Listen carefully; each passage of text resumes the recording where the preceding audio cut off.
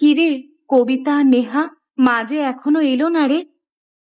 না গো দিদি, এত রাত হয়ে গেল, আমাদের রান্না বান্না সব হয়ে গেল। এই বৃষ্টির মধ্যে মা যে কোথায় আটকে আছে বলো তো, চিন্তা হচ্ছে খুব আমারও। আর দেখো, আমরা ঘরের বউ হয়ে চিন্তা করছি, আর তার তিনজন ছেলে ঘরের ভেতরে বসে বসে তাস খেলছে। ওদের কি আর এইসব দিকে কোনো মাথা আছে নাকি? যত দায় তো সব আমাদের। উফ, এই বৃষ্টির দিনে খিদেটা আরো বেশি করে লাগে, বুঝলে তো। এই তিনজনে যে কি করছে সেটাই তো বুঝতে পারছি না।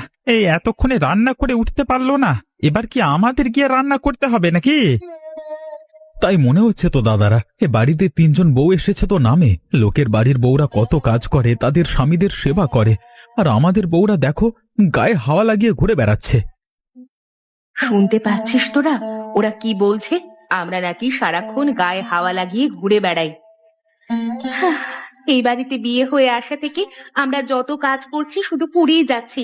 নাম পাওয়ার আশা তো আমরা করি না গো, সেই আশা কবেই ছেড়ে দিয়েছি। যতই করো ওদের কাছে ভালো হওয়া যাবে না, তার থেকে আমি ডেকে আসি।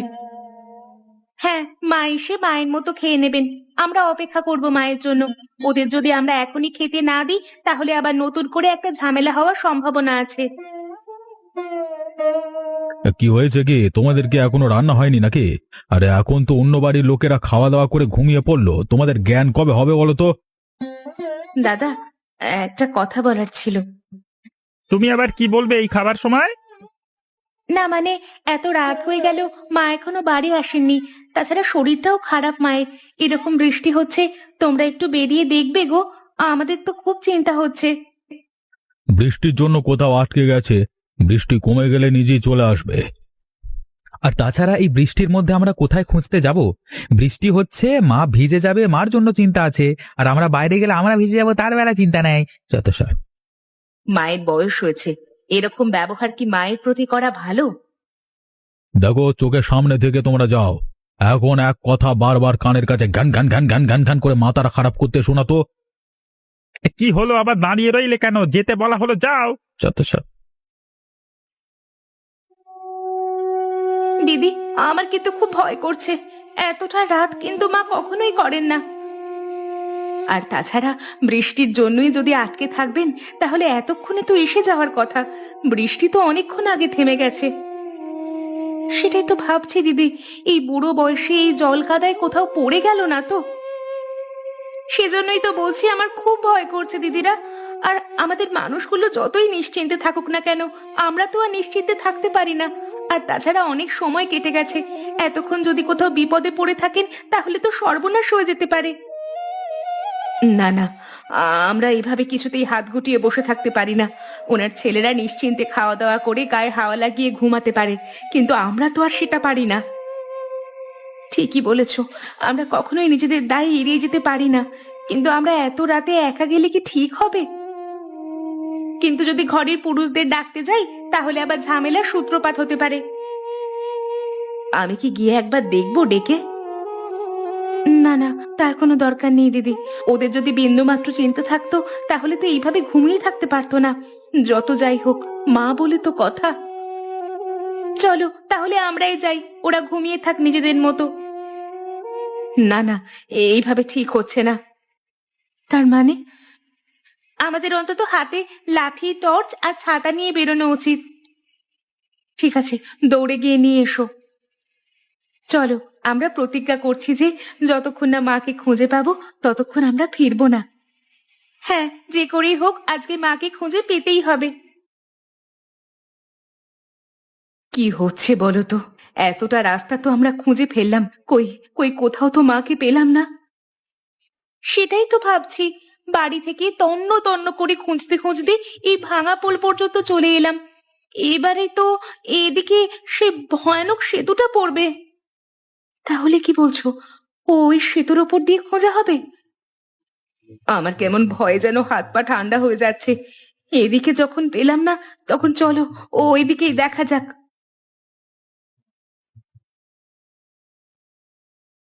দিদি, দিদি, তোমরা তোমরা ওই দেখো। ওগো, ওগো, কি সর্বনাশ হয়ে গেছে দিদি, নিচে দেখো গো। হায় হায়, ওই তো, ওই তো মা। ও মা, ও মা, তুমি শুনতে পাচ্ছ? আছো? তুমি ঠিক আছো? কবিতা, কবিতা, এইভাবে এইখানে দাঁড়িয়ে চেঁচিয়ে কোনো লাভ নেই। চলো চলো, তাড়াতাড়ি করে নিচে যাওয়া যাক। এখনো হয়তো কোনো রকম ভাবে বাঁচানো যেতে পারে। হ্যাঁ দিদি, তাই চলো। হায় ওপরওয়ালা, মায়ের যেন কোনো ক্ষতি না হয়ে যায়। ঠিক এই ভয়টাই পাচ্ছিলাম। ওমা, ওমা, তুমি ঠিক আছো মা? তুমি ঠিক আছো? দাঁড়াও, একটু দেখি। কি বুঝছো তুমি? এখনো শ্বাস প্রশ্বাস চলছে শাশুড়ি মার। এখনো যদি আমরা চেষ্টা করি তাহলে বাঁচানো যাবে, আশা আছে। কিন্তু তার জন্য তো সেবা করতে হবে, আর এখানে তো সেটা কোনো রকম ভাবেই সম্ভব নয়। আর তাছাড়া এই রাতে তো কাউকে পাওয়াও যাবে না। তাতে কি হয়েছে? অন্য কাউকে পাওয়া যাক বা না যাক, আমরা তো আছি। আমরা হাতে হাতে রেখে সহযোগিতা করব। হ্যাঁ, আমরা তিনজনের মিলিত শক্তিতে ওনাকে ঘর পর্যন্ত নিয়ে যাব। চলো চলো তুলি, আর অপেক্ষা করলে দেরি হয়ে যাবে। ডাক্তারবাবু, কি বুঝলেন? মা ভালো হয়ে যাবেন তো? হ্যাঁ, দয়া করে বলুন ডাক্তারবাবু, উনি ছাড়া তো আর আমাদের কেউ নেই।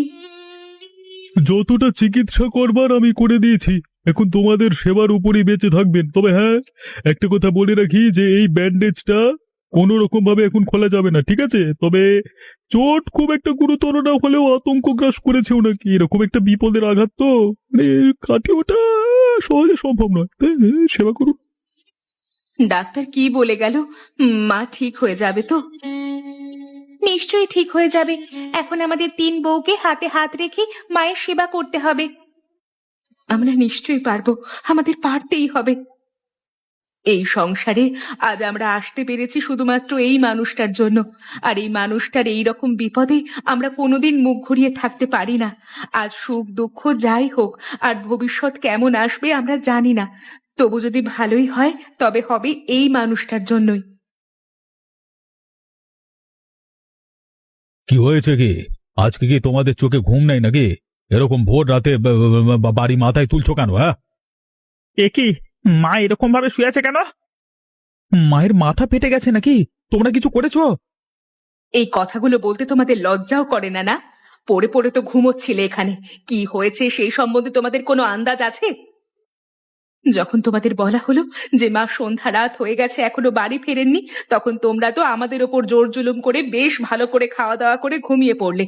আর এই মানুষটা পড়েছিল বিপদের মধ্যে, ওই ভাঙা ব্রিজ থেকে নিচের পাথরে, সেখানেই মাথাটা ফেটেছে। আর আমরা যদি আজকে একজোট হয়ে না যেতাম, যদি তোমাদের ভরসায় থাকতাম, তাহলে নির্ঘাত কিছু একটা বিপদ ঘটে যেত। আর সেরকম যদি কোনো বিপদ ঘটে যেত, তাহলে সমাজে মুখ দেখাতে পারতে, নাকি নিজেদের বিবেকের কাছে উত্তর দিতে পারতে? অবশ্য বিবেক বলে কিছু আছে কিনা তোমাদের তা তো জানা নেই। আসলে এরকম ভাবে বলো না, আমরা ঠিক বুঝতে পারিনি। মায়ের কিছু হোক আমরাও চাই না।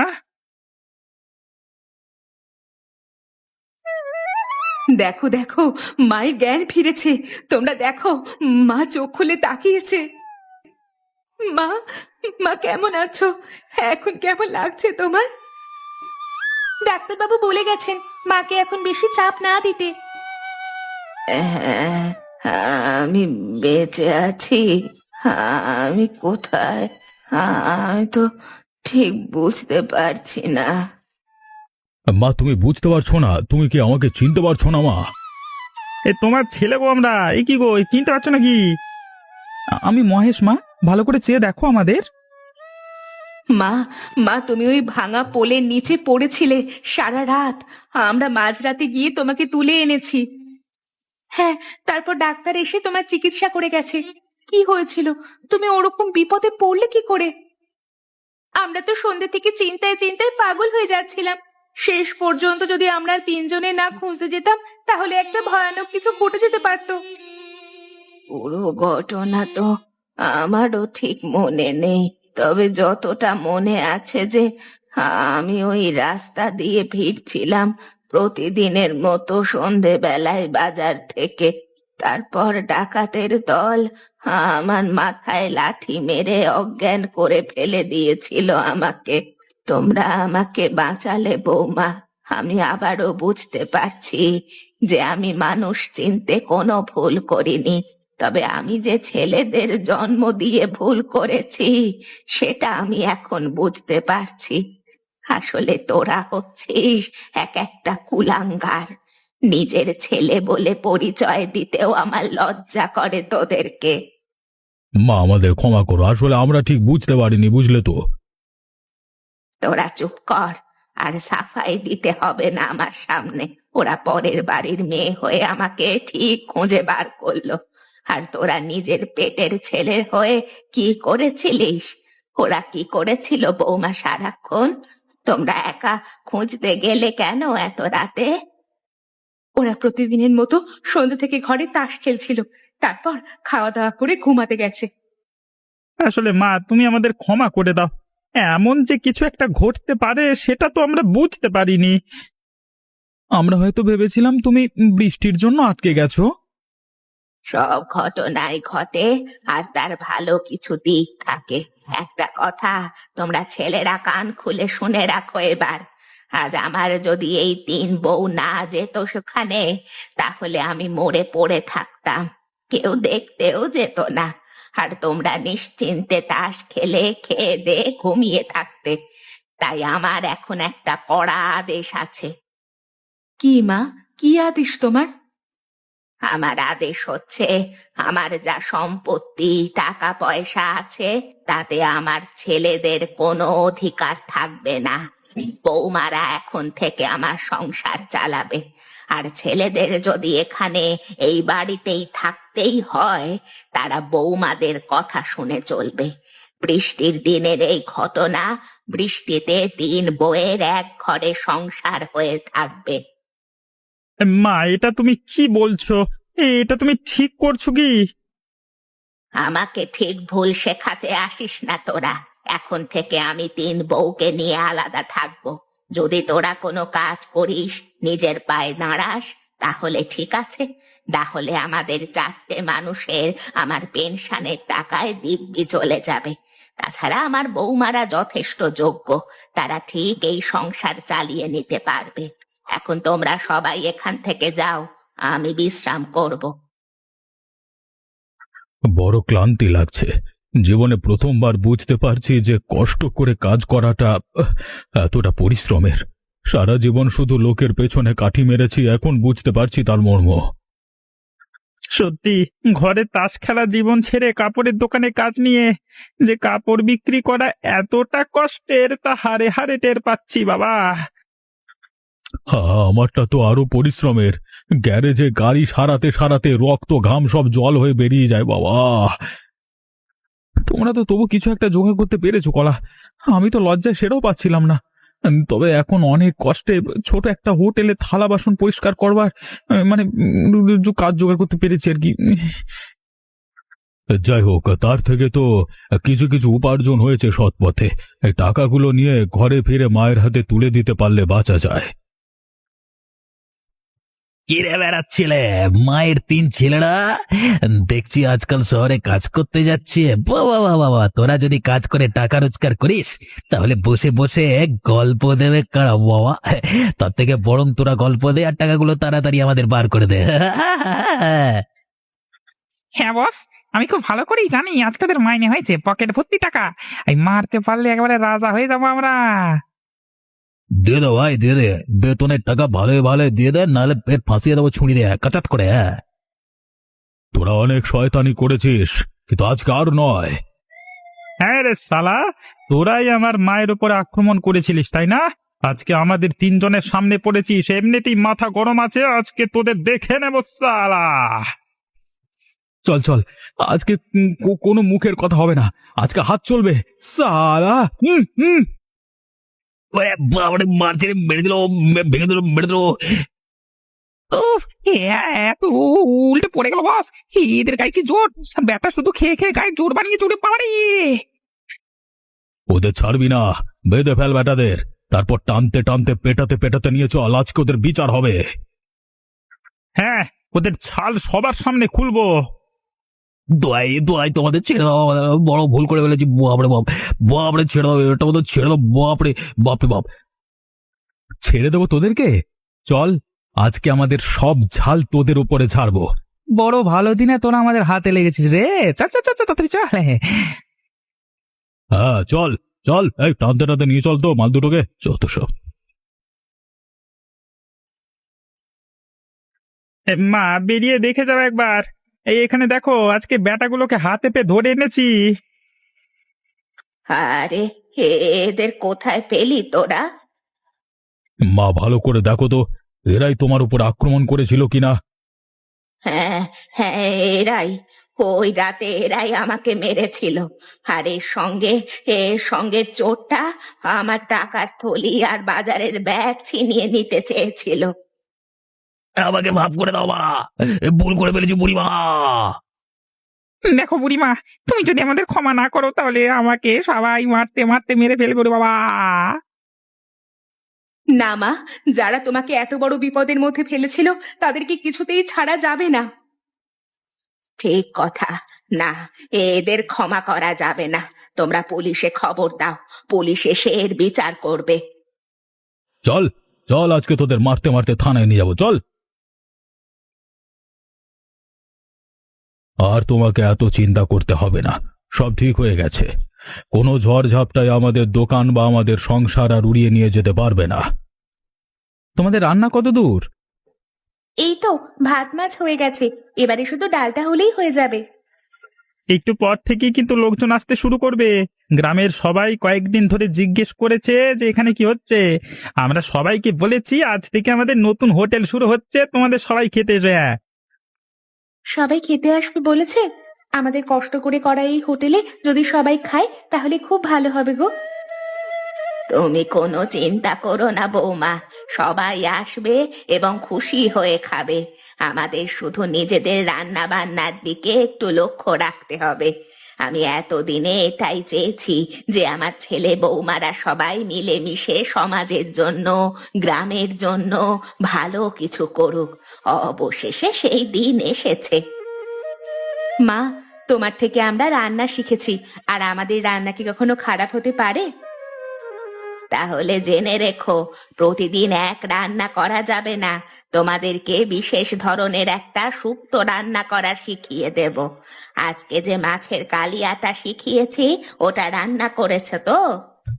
হ্যাঁ মা, তোমার হাতের ওই বিশেষ কালিয়াটাই হয়েছে, আমি গন্ধ শুকিয়ে বুঝতে পেরেছি। দেখো দেখো কত লোকজন আসতে শুরু করে দিয়েছে, দেখো। দাদারা কাকুরা আসুন আসুন, আমাদের নতুন হোটেলে খেয়ে যান দয়া করে। বাহ, তোমাদের মতো কুঁড়ে মানুষ যে বাড়ির লোকেদের নিয়ে এইভাবে একটা হোটেল খুলে পেরে গ্রামের মুখ উজ্জ্বল করবে সেটা তো বাপের জন্মে ভাবতে পারিনি। সব আমাদের মায়ের শিক্ষা। দাও দাও দাও দাও, কি আছে দাও, খেয়ে রান্না দাও, খেয়ে খাই আইটাতে দাও। আপনারা বসুন বসুন, আমরা খেতে দিচ্ছি, অনেক কিছু আছে। হ্যাঁ, কেমন হয়েছে রান্না? বাবা বাবা বাবা, সুবর্ণা দেবী, আপনার তো আপনার উপর তো বিশ্বাস ছিল যে আপনি বরাবরই গ্রামের মানুষের ভালো জন্য ছেলে বৌমাকে যে এত বড় শিক্ষা দিয়েছেন সেটার জানতে পারলাম এবারে। আরে ওরা চোর তাড়িয়ে এমন গ্রামের মানুষের ভালো করেছে, তেমনি হোটেল বানিয়েও ভালো করলো। এমন সুস্বাদু আর উপাদেয় খাবার আর কোথাও পাওয়া যাবে না। আমরা সবাইকে বলবো যাতে সবাই এই হোটেলে আসে আর রোজ খায়। ধন্যবাদ আপনাদের। আপনারা পাশে না থাকলে আমরা সাহস পাবো কি করে এই হোটেলটাকে আরো বড় করার? আমাদের সবাইকে নিজেদের দায়িত্ব ভাগ করে নিতে হবে। আমি বাজার হাটের দায়িত্ব নেব। আমি রান্নাঘরে তোমাদের রান্নায় সাহায্য করব। আমি সবজি আর মাছ কেটে দেব। আমি লোকজনের ভিড়টা সামলাবো। হ্যাঁ, আর একটু বেশি বাড়াবাড়ি করলে থাবড়া মারবো। না না, ইয়ার্কি মারছি, লোক চলে যাবে না জানি না। আমি মায়ের থেকে নতুন নতুন রান্না শিখে নতুন নতুন রান্নার বুদ্ধি দেব। বাহ, এমন সুখের দিন আমার কপালেও লেখা ছিল। বাহ, মনটা আজ ভরে যাচ্ছে।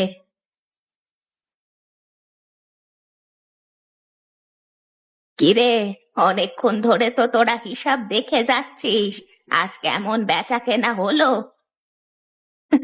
লাভটা আজকাল ভালোই হচ্ছে মা। দাম কম রেখেও যেহেতু মানুষকে খুশি করতে পারছি, তাই লাভ এমনিতেই হচ্ছে। মা, আমাদের ক্ষমা করে দিও। তোমার এই শিক্ষা আমরা যদি আরো আগে পেতাম তাহলে হয়তো আরো আগে আমরা ভালো কাজ করতে পারতাম। ঠিক বলেছিস, আমরা জীবনের অনেকটা সময় শুধু তোমার উপর নয় গো, বউদের উপরেও অনেক অত্যাচার করে কাটিয়ে দিলাম। এখন এইসব কথা আমাদের ভুলে যাওয়াই ভালো। আমরা এখন আনন্দে আছি, এই সংসার আবার জোড়া লেগেছে, এটাই শান্তি। কিন্তু মনে পড়ছে আজ আবারও বৃষ্টি পড়ছে, ঠিক সেদিনও এরকম ভাবেই বৃষ্টি পড়ছিল, আর আমরা ঘরে বসে উজবুক দায়িত্ব জ্ঞানহীনের মতো তাস খেলছিলাম। হ্যাঁ, মনে পড়েছে তাহলে তোমাদের ওই রাতের কথা? তবে ওই রাতে আমার ছেলেরা যাই ভুল করুক, ওই রাতটা না আসলে কিন্তু সবকিছু এমন ভাবে বদলাতো না। এই হোটেল কোনোদিনই শুরু হতো না, চোরেরাও কোনোদিন শাস্তি পেত না, আর বৃষ্টিতে 3 বউয়ের এক ঘরের সংসার এত বৃহত্তর হতো না। তাই আমরা আর পুরনো কথা ভাববো না। মা, তোমার আশীর্বাদ নিয়ে আমরা এই সংসার, এই হোটেল আরো দায়িত্ব নিয়ে বড় করব। ভাইরা, তোরা ততক্ষণ দোকান বন্ধ কর, আমি বড় ছাতাটায় করে সবাইকে বাড়ি নিয়ে যাবার ব্যবস্থা করি। হ্যাঁ, এই তো দাদা, দোকান বন্ধ হয়েছে, চলো। আর আমরা আলাদা আলাদা যাব না, সবাই একসাথে আনন্দ করতে করতে যাব, তাই না? হ্যাঁ। আর দেখলে তো মানুষের আসল স্বভাব কেমন হওয়া উচিত। তোমরাও এমনই হয়েও। আর আমাদের গল্পটা কেমন লাগলো তোমরা জানাতে ভুলো না। আর আমাদের হোটেলে অবশ্যই খেতে এসো।